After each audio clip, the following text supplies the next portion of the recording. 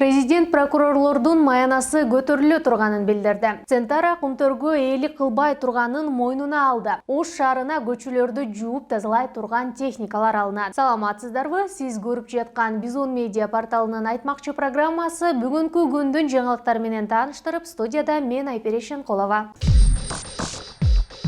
Президент Садыр Жапаров прокуратура кызматкерлеринин айлыгын көтөрүү боюнча жарлык даярдалып жатканын айтты. Бул тууралуу мамлекет башчы бүгүн 20-ноябрда прокуратура кызматкерлеринин күнүнө арналган иш-чарада сүйлөп жатып билдирди. Кызматтык турак жай курула турганын дагы айтып өттү. Мурда убада бергендей айлык акыңыздарды 2022 жылдын башынан тартып көтөрүү жөнүндө жарлыгымды даярдап жатам. Мындан сырткары кошумча административдик имараттар жана кызматтык турак жайлар курулууда. Сиздердин эмгек акыңыздарды 1 айдан 2 айга кенен жеткиде кылып беребиз. Шарттарды түзөбүз. Бирок мамлекет тарабынан ишиңиздердин сапатына, адилеттүүлүккө катуу сурак болот. Ошону унутпаңыздар, деди Жапаров. Гениально. Өлкө башчысы Садыр Жапаров прокуратура тармагында иштегендерди кесиптик майрам менен куттуктады. Президент сөзүндө прокуратура кызматкерлеринин арасында ишин абийирдүүлүк менен аткарбаган кызматкерлер да бар экенин белгиледи. Баш прокурор Курманкул Зулушев облустук прокурорлор 20 000, райондун прокурорлору 17 500 сом, орун басарлары 16 500, жөнөкөй кызматчылар жана жардамчылар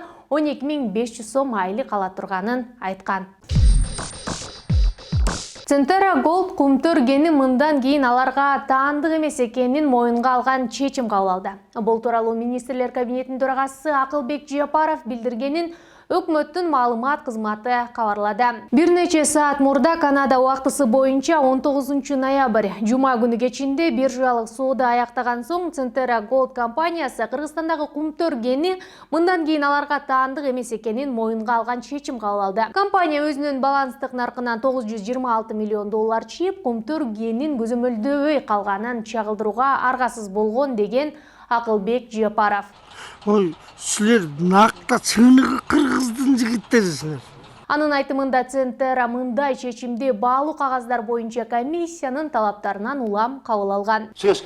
Кыргыз өкмөтү башынан эле Центара Голд компаниясынын менеджментин өлкөнүн экономикасы менен жаратылышына ийри чыгым келтиргенин мойнуна алууга чакырган. Эл аралык коомчулук жакын арада инвесторлордун кызыкчылыгын чектегенибизге көзү жетет деп ойлойбуз, деген министрлер кабинетинин төрагасы. Кийинки жылы Ош тазалык муниципалдык ишканасына көчөлөрдү өзү шыпырып жууй турган атайын техникалар сатып алынат.